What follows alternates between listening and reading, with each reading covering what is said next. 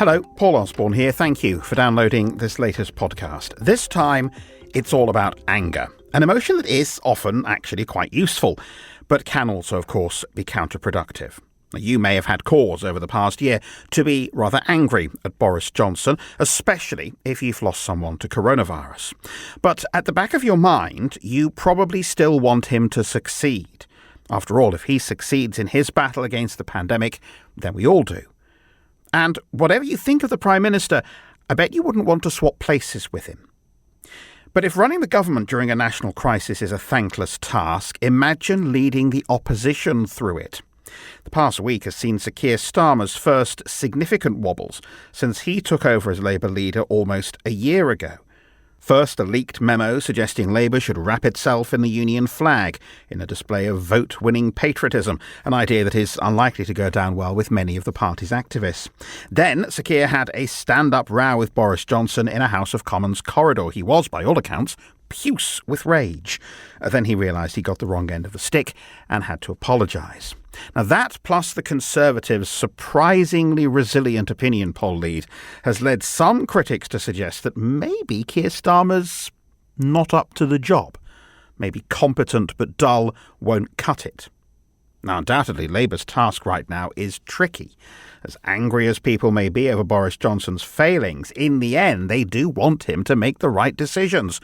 So Starmer has to support the government where it's getting things right and save the challenges for where it's very obviously going wrong. The risk, of course, is you end up accused of exploiting the complex tragedies of coronavirus for political gain.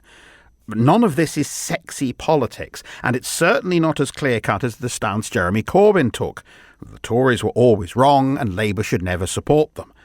And some of his remaining fans say it all proves that Liberal North London lawyer Keir Starmer was never the right person to win back Labour support lost largely in the North and the Midlands.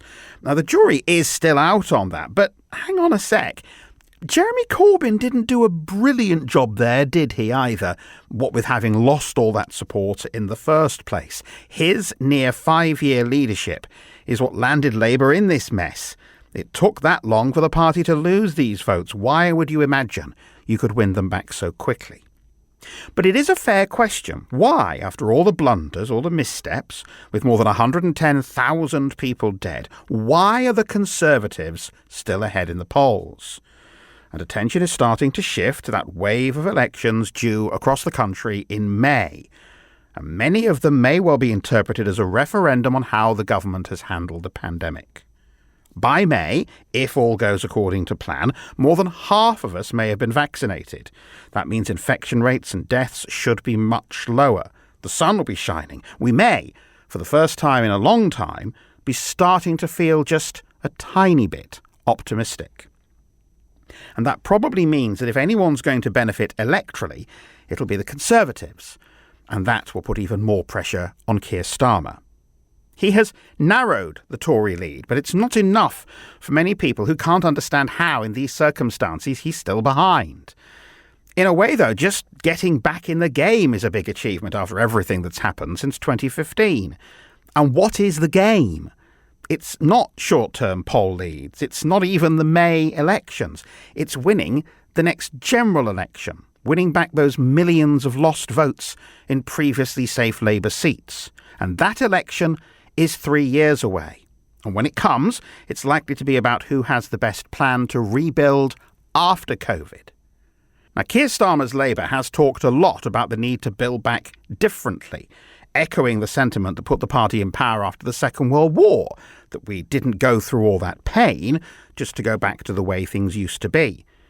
But with the Conservatives talking about the need for more public spending, reversing their own unpopular NHS reforms, the space left for Labour to carve out a different message gets narrower and narrower. Is Keir Starmer the right man to pull all this off? It's still hard to say, to be honest. This last year has all been about the immediate response to an emergency. But backstage battles probably aren't the best way to persuade voters the party has stopped squabbling and started focusing on what really matters. By the way, just a note on the politics of patriotism for those who find the mere notion tacky and inappropriate. It seems to come as a surprise to many people in politics, especially some of those inside Labour, that not everybody hates their own country. Some people, even some people on the left, don't define a nation purely by its political leaders or its political failings, and some, despite its faults, actually quite like it here. You can point out the many serious problems a country faces without saying that country itself is irredeemably awful.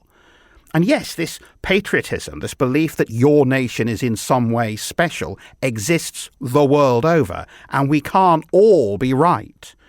But it's just possible that saying Britain's crap, vote for me, isn't necessarily a route to victory.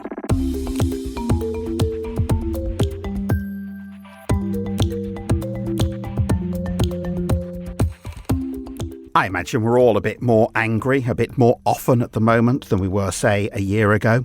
I tried a yoga workout last month for the first time, and when the guy on my TV, who seemed offensively calm, asked me to focus on how I was feeling, my reply was such that if I told you what it was now, I'd have to mark this episode as containing a great deal of offensive language. This week, a section of Twitter got particularly angry about all that dreadful right-wing bias being shown by GB News, a new television channel that has not actually started yet. They've been sending out vaguely threatening-sounding warnings to a host of companies, saying they'll boycott them if any of them dare to advertise on this awful, appalling network that hasn't started yet. They point to the pressure that was put on companies to pull their adverts from the news of the world more than a decade ago after the phone hacking scandal, and soon afterwards the paper was shut down. Now, of course, the big difference is that the news of the world had by that stage demonstrably done something awful, something you had every right to be angry about. Pressuring advertisers to steer clear of the paper at a stage like that seems a perfectly rational example of capitalism at work. But this new news channel isn't on air yet. It hasn't even hired its staff. Admittedly, its initial hires don't inspire massive confidence that it's going to be a bastion of impartial, fact-centred reporting. But why don't we form that judgment once it's actually broadcasting? Right now, people seem awfully angry about something that hasn't happened yet, at a time when there is, to be honest, quite a lot of things actually happening that you'd be entirely within your rights to be really, really angry about. You want to get angry about something in the media? Okay. You could focus your rage on the collection of shock jocks and outrage merchants who have used this pandemic to boost their own profiles, spouting endless fact-free conspiratorial gibberish, misinformation that may have persuaded the more gullible members of their audience to change their behaviour in ways that may have put their lives in danger. And that sounds like the kind of thing that would be worth getting annoyed about. Certainly more than the vague concept that at some point in the future, someone may say something that you don't like. It's just a thought. Anyway, that's it for now. Don't forget there's more on Twitter, Facebook and Instagram with the links in the show description. And you can always listen back to past episodes and find a link to subscribe at partygamespodcast.com. For now, though, thanks for listening. Goodbye.